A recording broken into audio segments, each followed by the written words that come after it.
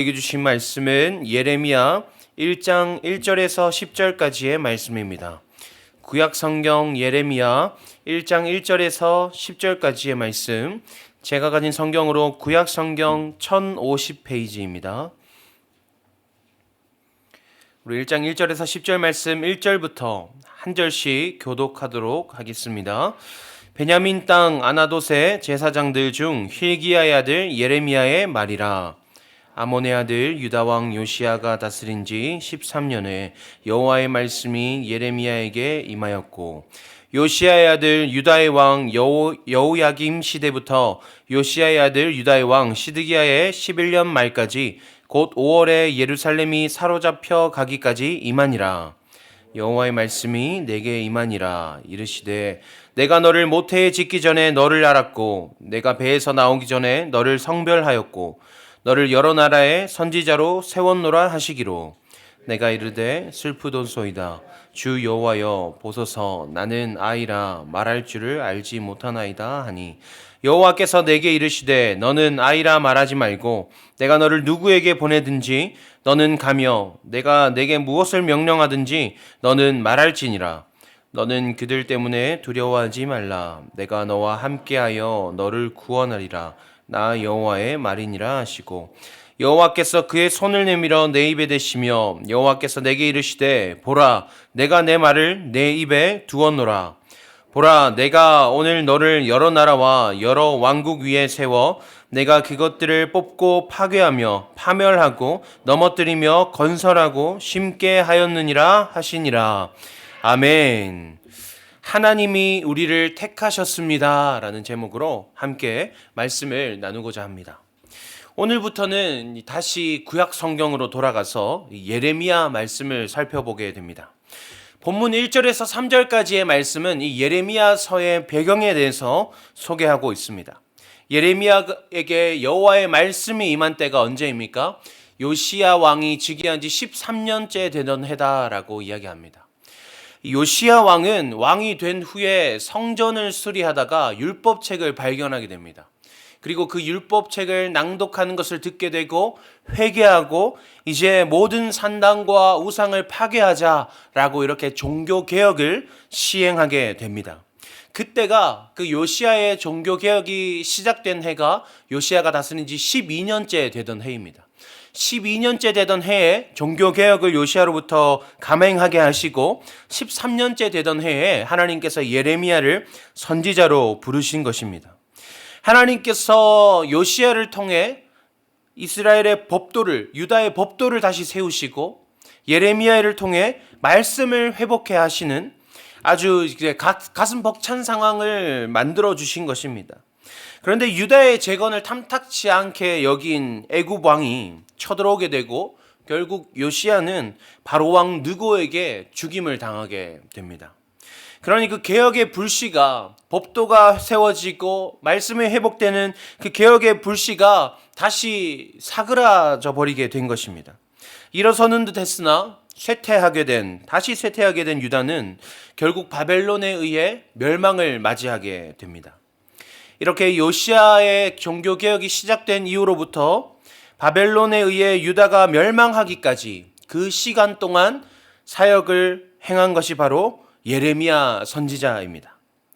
하나님 앞에서 회복되는 듯 희망을 보았으나 결국에는 멸망해버린 그 상황 속에서 유다 백성들에게 심판의 메시지를 선포할 수밖에 없었던 이 예레미야의 마음이 얼마나 힘들었을지 우리는 상상조차 할 수 없습니다. 그래서 이 예레미야를 눈물의 선지자다 이렇게 부르기도 합니다. 하나님께서는 멸망해 가는 이 유다에게 예레미야를 통해서 어떤 심판의 말씀을 선포하셨는지, 또 선지자 예레미야는 무너져가는 세상과 또 그것을 바라보시는 하나님 사이에서 어떠한 마음을 가지게 되었는지 이제 우리는 이러한 이야기들을 만나게 될 것입니다. 예레미야서는 심판에 대한 예언이 주를 이루는 내용입니다. 그래서 말씀을 묵상하는 가운데 사실 우리에게 말씀을 적용할 때에 자꾸만 하나님께 우리가 혼나는 듯한 그런 느낌을 받을 수가 있습니다. 게다가 이 예레미야서가 좀 깁니다. 52장까지 있습니다. 그러니까 그 굉장히 긴 시간 동안 우리는 하나님 앞에서 굉장히 꾸중을 듣는 듯한 그런 시간들이 앞으로 될 수 있다는 것이죠. 그러나 하나님께서는 우리에게 이 시기에 이 예레미야서를 보게 하신 데에는 반드시 하나님의 분명한 계획하심이 있는 줄로 우리가 믿어야 합니다.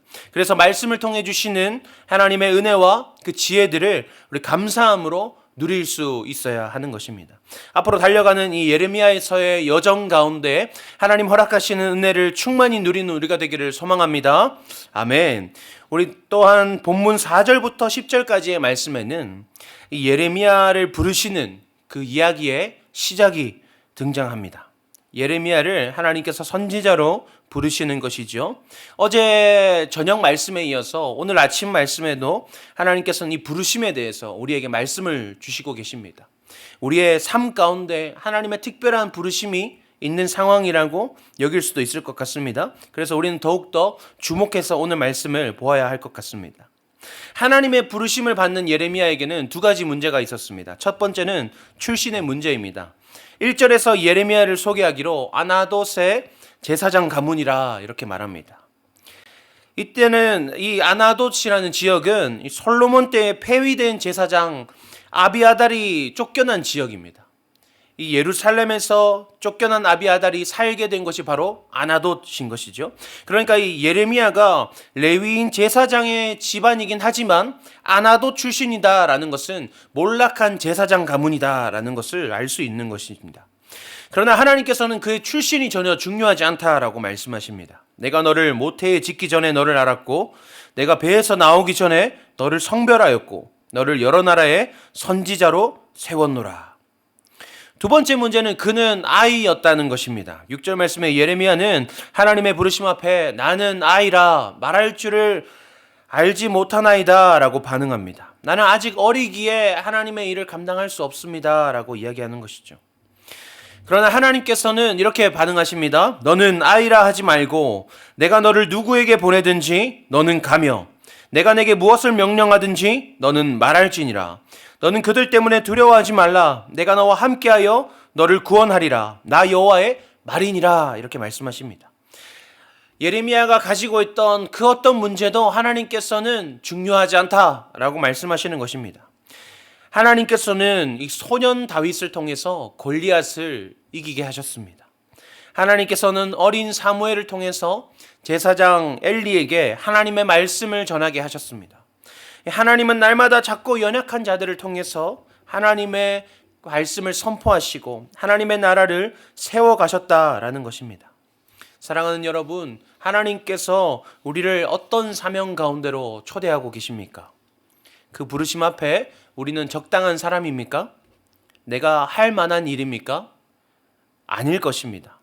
어찌 한낱 인간이, 어찌 이 비참한 죄인인 우리가 하나님의 일을 감당할 수 있겠습니까? 우리 삶은 어떻습니까? 우리가 가정만 바라보아도 하나님께서 왜 나를 이러한 상황 가운데로 내모시는가? 나는 도저히 감당치 못할 자라 여겨질 때가 수도 없이 많습니다. 그러나 괜찮습니다. 하나님께서 모태에 짓기 전에 우리를 미리 아셨고 우리를 하나님의 사람으로 세우셨습니다. 그리고 세우신 자의 연약함을 미리 아셨고 내가 너를 책임지겠다. 오늘 말씀을 통해서 다시 한번 우리에게 약속하십니다. 그렇기 때문에 할 수 있습니다. 나의 할 수 없음에 주목하지 않고 하나님만 바라보며 나아가면 되는 것입니다. 오늘 주신 말씀을 기억하여서 하나님께서 우리에게 맡기신 그 사명의 현장에서 승리하는 우리가 되기를 소망합니다. 우리 삶 가운데 하나님께서 부르신 그 모든 자리, 하나님께서 택하신 줄로 믿고 하나님을 의지함으로 담대히 나아가는 우리가 되기를 소망합니다. 모두가 어려운 상황과 환경에 처해 있습니다.